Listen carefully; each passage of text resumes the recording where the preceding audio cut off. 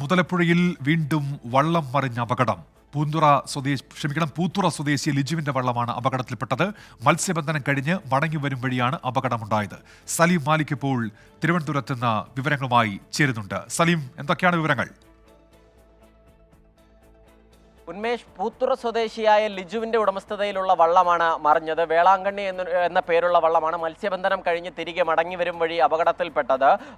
അല്പസമയം മുൻപ്, അതായത് ഏകദേശം 8 മണിയോടുകൂടിയായിരുന്നു ഈ അപകടമുണ്ടായത്. ഈ വള്ളം മറിഞ്ഞ് 3 പേർ വെള്ളത്തിലേക്ക് വീഴുകയായിരുന്നു. 3 പേരായിരുന്നു വള്ളത്തിൽ ഉണ്ടായിരുന്നത്. ഉടൻ തന്നെ ഇവരെ അവിടെയുള്ള മറ്റ് മത്സ്യത്തൊഴിലാളികൾ രക്ഷപ്പെടുത്തുകയും ഉടൻ തന്നെ അവിടുത്തെ താലൂക്ക് ആശുപത്രിയിലേക്ക് മാറ്റുകയും ചെയ്തു. ഇവരുടെ ആരോഗ്യനിലയിൽ കാര്യമായ ആശങ്കകളില്ല, വലിയ പരിക്കുകൾ ഇവർക്കില്ല എന്നുള്ളതാണ് പറയുന്നത്. അപ്പോഴും ഈ മുതലപ്പൊഴി ഒരു മരണപ്പൊഴിയായി തുടരുന്ന ഒരു സാഹചര്യമുണ്ട്.